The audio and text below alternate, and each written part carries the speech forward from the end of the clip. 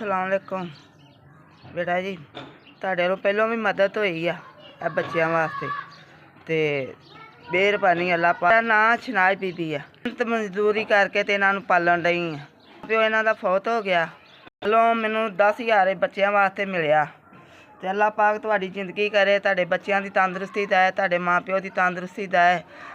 ਅੱਲਾ ਪਾਕ ਇਹਨਾਂ ਵਾਲ ਵਾਲ ਉਮਰ ਹੋਵੇ ਤੁਹਾਡੀ, ਅੱਗੋਂ ਤੁਹਾਡੇ माँ प्यो की वाल वाल उम्र होवे, अल्लाह सेहत तंदुरुस्ती दा।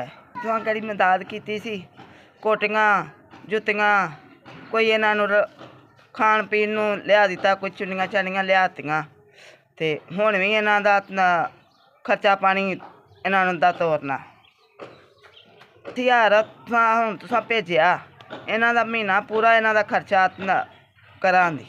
पुत्तर ने घलाया 10,000, उन्हां दा भला होवे, अल्लाह उन्हां दी तंदुरुस्ती दवे, अल्लाह उन्हां दी सेहत दवे, उन्हां दे भैन भरावां दी तंदुरुस्ती दवे, अल्लाह उन्हां दी अम्मी कमाई च बरकत पावे, अल्लाह पाक इन्हां को दवे।